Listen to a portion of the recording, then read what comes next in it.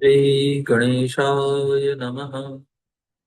गुरुर्ब्रह्मा गुरुर्विष्णु गुरुर्देवो महेश्वर गुरुर्साक्षात् परब्रह्म तस्मै श्री गुरुवे नमः। त्वमेव माता च पिता त्वमेव त्वमेव बन्धुः च सखा त्वमेव त्वमेव विद्या द्रविणं त्वमेव त्वमेव सर्वं मम देव देव।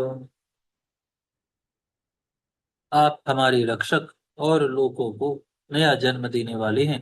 आपकी कृपा से देवताओं सहित संपूर्ण जगत का कभी उच्छेद नहीं हो सकता। इस प्रकार संपूर्ण देवता आपका उनका सम्मान कर रहे थे।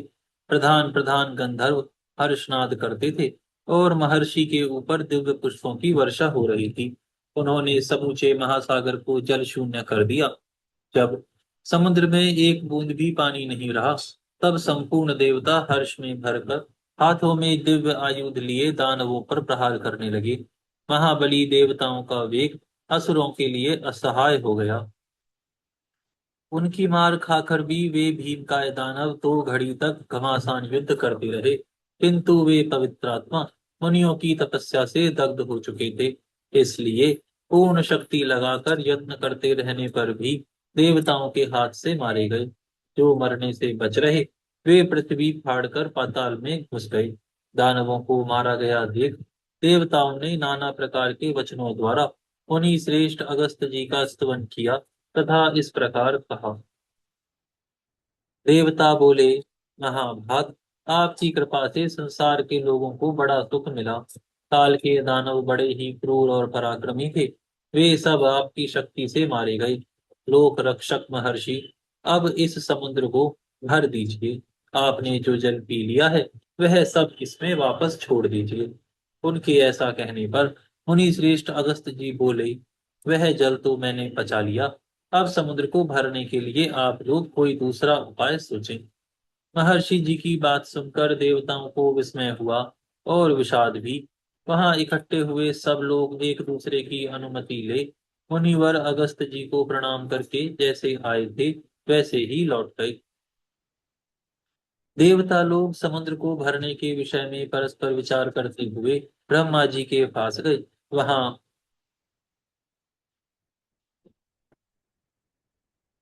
वहां पहुंचकर उन्होंने हाथ जोड़कर ब्रह्मा जी को प्रणाम किया और समुद्र के पुनः भरने का उपाय पूछा।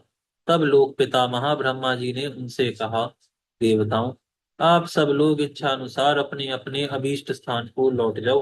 अब बहुत दिनों बाद समुद्र अपनी पूर्वावस्था को प्राप्त होगा। महाराज भागीरथ अपने कुटुंबी जनों को तारने के लिए गंगा जी को लाएंगे और उन्हीं के जल से पुनः समुद्र को भर देंगे। ऐसा कहकर ब्रह्मा जी ने देवताओं और ऋषियों को भेज दिया। यहाँ पर यह अध्याय पूर्ण होता है। यहाँ से नया अध्याय प्रारंभ होता है। इस अध्याय में सप्तऋषि आश्रम के प्रसंग में सप्तऋषियों के अलोभ का वर्णन तथा ऋषियों के मुख से अन्नदान एवं दम आदि धर्मों की प्रशंसा का वर्णन किया गया है। पुलस्त जी कहते हैं, राजन, अब मैं तुम्हारे लिए सप्तऋषियों की आश्रम का वर्णन करूंगा। अत्रि, ऋषि अत्रि, वशिष्ठ, मैं, पुलह, क्रतु, अंगीरा, गौतम, सुमति, सुमुख, विश्वामित्र, स्थूलशिरा, संवर्त, प्रतर्दन, रैभ्य, बृहस्पति, च्यवन, कश्यप, भृगु, दुर्वासा, जमदग्नि, मार्कंडेय, गालव, ऊष्णा, भरद्वाज भरद्वाज, यवक्रीत, स्थूलाक्ष, मकराक्ष, कण्व, मेधातिथि, नारद, पर्वत, स्वगंधी, प्रणाम्बु, शवल, धौम्य, शतानंद, अकृतवर्ण, जमदग्नि कुमार, परशुराम, अष्टक तथा कृष्ण द्वैपायन, ये सभी ऋषि महर्षि अपने पुत्रों और शिष्यों के साथ पुष्कर में आकर सप्त ऋषियों के आश्रम में रह चुके हैं तथा सबने इंद्रिय संयम और शोच संतोष आदि नियमों के पालन पूर्वक पूरी चेष्टा के साथ तपस्या की है, जिसके फलस्वरूप उनमें इंद्रिय जय, धैर्य, सत्य, क्षमा, सरलता, दया और दान आदि सद्गुणों की प्रतिष्ठा हुई है। पूर्व काल की बात है, समाधि के द्वारा सनातन ब्रह्मलोक पर विजय प्राप्त करने की अभिलाषा रखने वाले सप्त ऋषिगण तीर्थ स्थानों का दर्शन करते हुए इस पृथ्वी पर विचर रहे थे।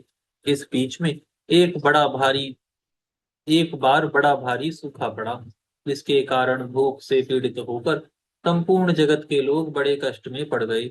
उसी समय उन ऋषियों को भी कष्ट उठाते देख तत्कालीन राजा ने, जो प्रजा की देखभाल के लिए भ्रमण कर रहे थे, दुखी होकर कहा, मुनिवरों, ब्राह्मणों के लिए प्रतिग्रह उत्तम व्रति है, अतः आप लोग मुझसे दह मुझसे दान ग्रहण करें।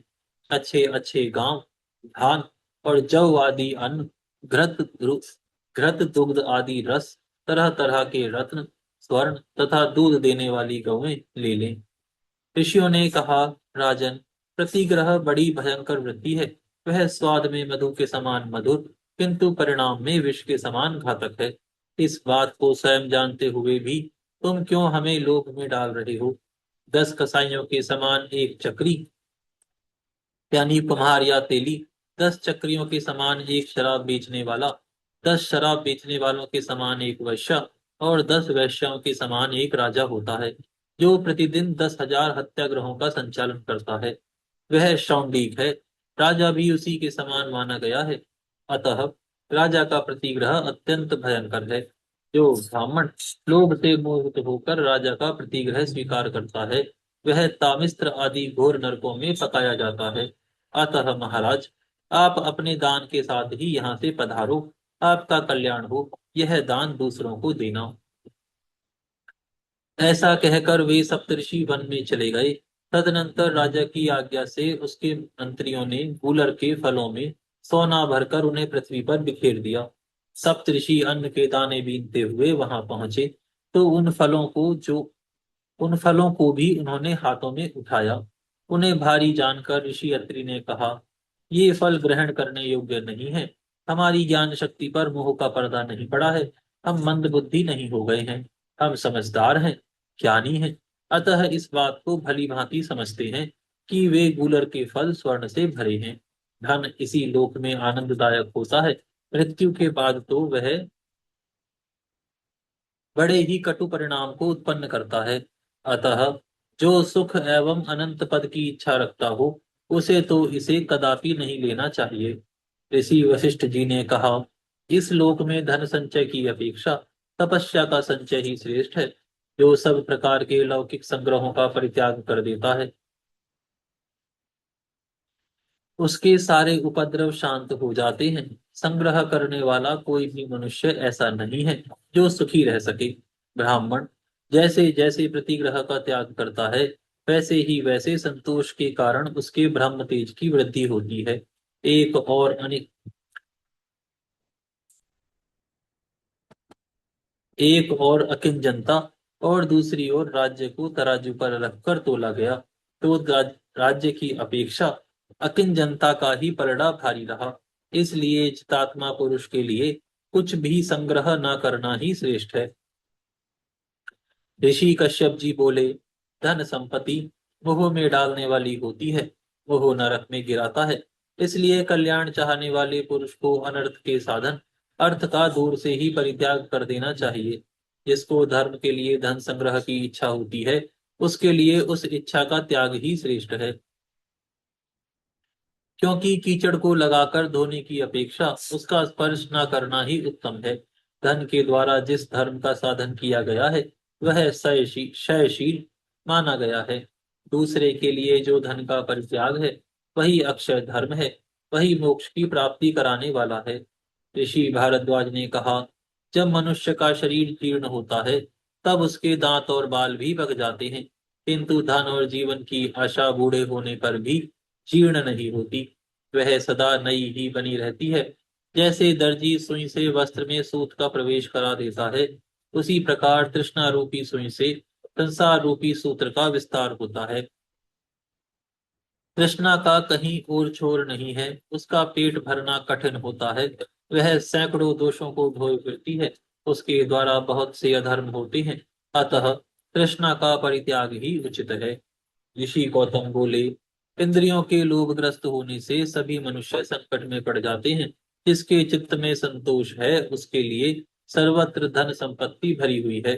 जिसके पैर जूते में है उसके लिए सारी पृथ्वी मानो चमड़े चमड़े से मढ़ी हुई है। संतोष रूपी अमृत से तृप्त एवं शांत चित्त वाले पुरुषों को जो सुख प्राप्त है वह धन के लोभ से इधर उधर दौड़ने वाले लोगों को कहां से प्राप्त हो सकता है। असंतोष ही सबसे बढ़कर दुख है और संतोष ही सबसे बड़ा सुख है।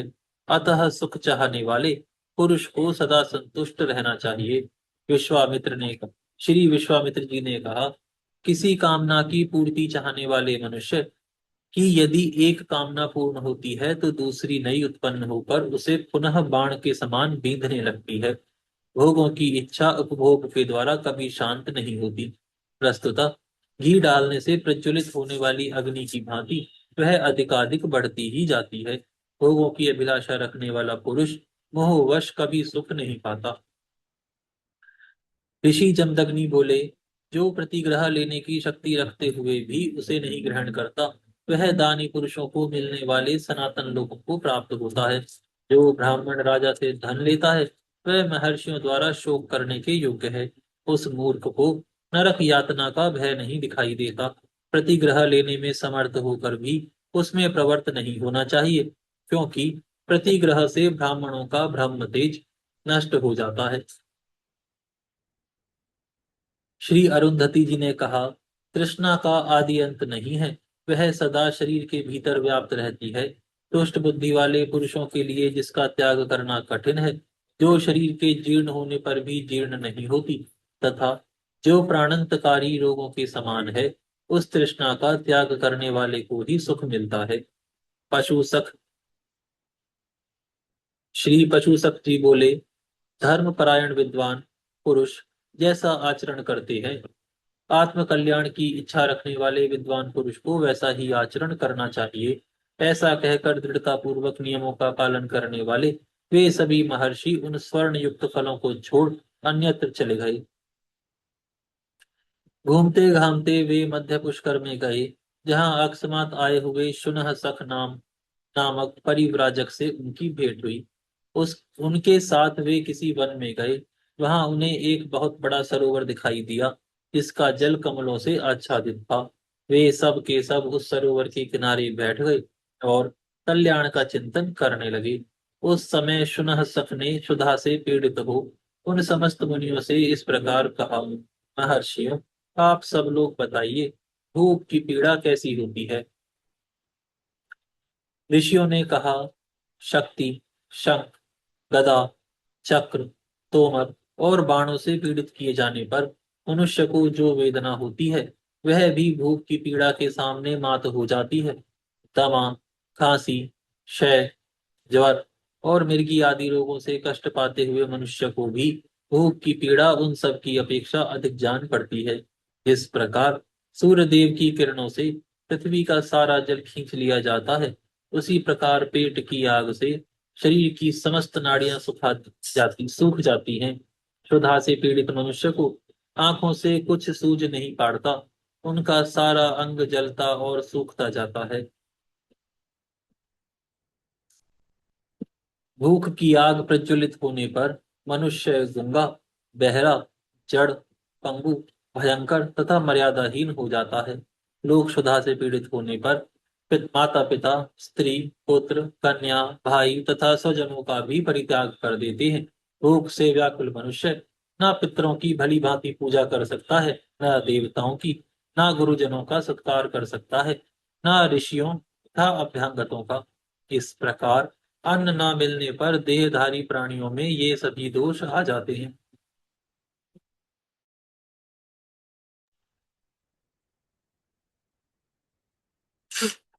इसलिए संसार में अन्न से बढ़कर ना तो कोई पदार्थ हुआ है, ना होगा। अन्न ही संसार का मूल है।